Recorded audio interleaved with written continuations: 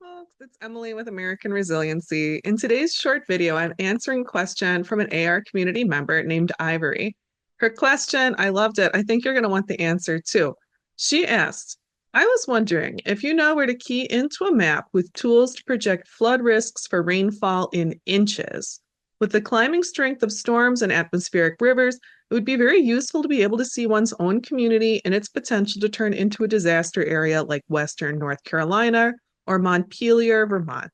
So when I read this question, I realized I didn't have a great go-to to suggest, and I love finding these kinds of tools. So I started digging around, and I'm going to show you what I found. I didn't find a perfect answer, but I think I found some resources that might be helpful and new for many of us. If you have a perfect resource that's point and click for long-term rainfall projections in inches, please clue us in the comments. I think that we all want to continue on this learning journey together. But all right, when it comes to super high intensity rain, what tools do we have?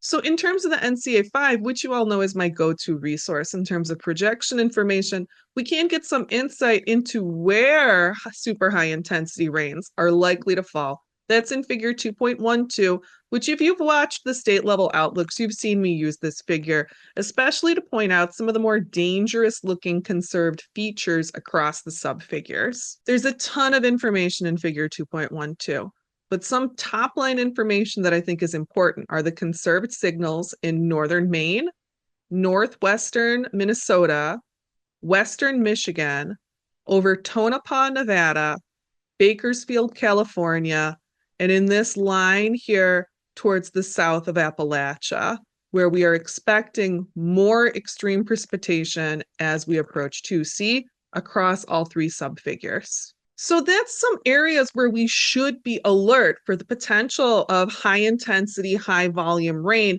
but that's clearly not a good enough answer for our viewer question because it's not info in inches. And I know that the only relevant subfigure that might give us that in the NCA5 maxes out at 3 inches. So let's look beyond the NCA5. So this is a web page with just a buttload of information on it, the U.S. Climate Resilience Toolkit. I haven't done too much with it, but let's see if it can reach beyond 3 inches in terms of its climate projections. It may interest you that when you launch the Explorer, it tells you don't trust the Explorer. Reassuring.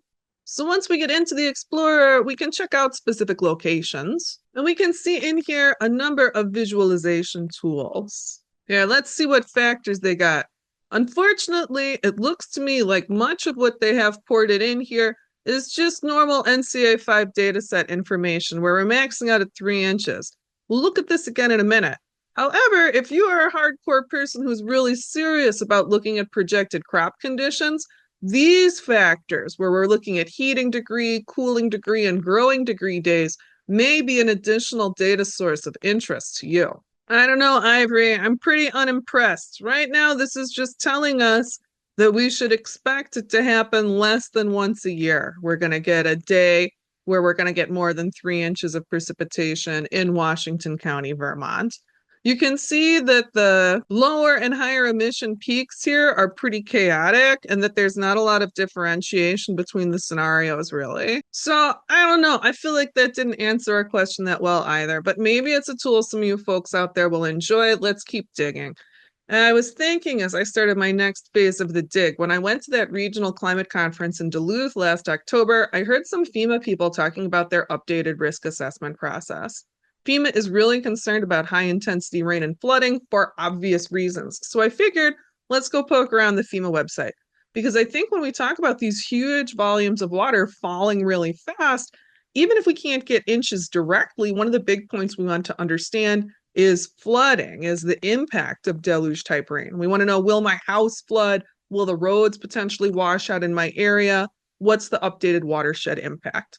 So here we're going to look at how to look at FEMA's flood maps and crucially to see if they include that next generation risk assessment information. So here's their portal where you can search for the flood maps. Let's look for something we know is going to be scary. Let's look for Miami. Unsurprisingly, this is pretty scary indeed.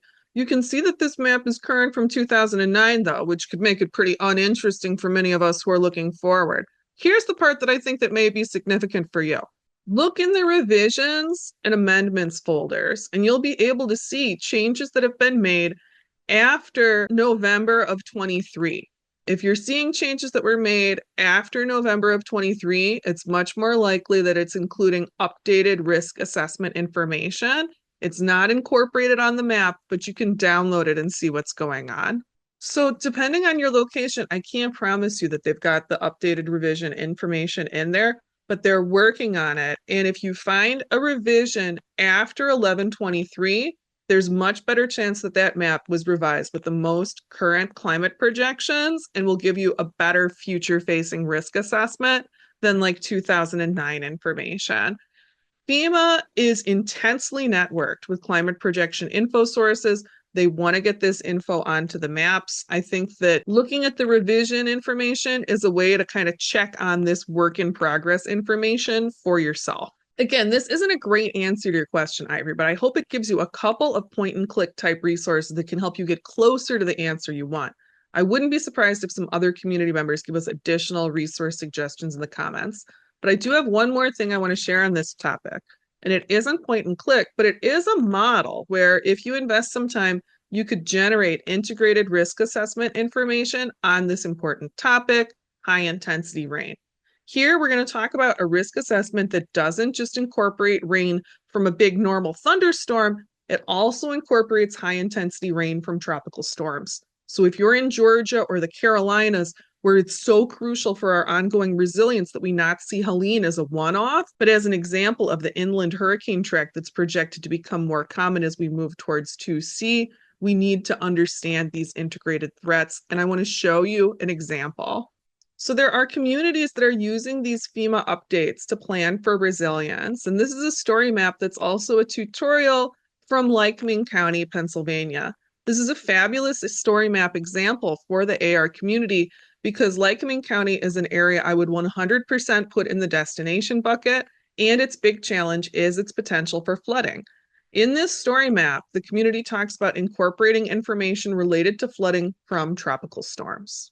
That tutorial is going to take you some time to walk through, and you'll see the process it wants to guide you through is hardcore. We're not talking point and click here, but we do have a model, and I think it's really cool that would help you answer the question they're looking at, Ivory, for almost every county in the United States. Thanks for nerding out with me, folks. I love it when I get questions from you all that drive me to expand my understanding and explore high quality resources, even if they don't come up with a great or simple answer. If you've got a cool resource for projecting high intensity rain in inches or in millimeters, we'll take regular units too. Please share it out. Let's keep learning and let's get ready. Hey folks, thanks for watching. You might have noticed some audio improvements for this video. Big thanks to Richard P. for his advice and encouragement on audio matters. I know I've still got work to do, but I hope this is a step in the right direction. I want to take a moment to say thank you to the AR community, to the donors, to the volunteers, to everyone spreading the word online, and especially to everyone doing the work of building resilience in their households and on the ground. It is thanks to you all that I can keep doing this work. I'm so grateful for your support. I'm glad to be getting ready with you, and I look forward to talking with you all again soon.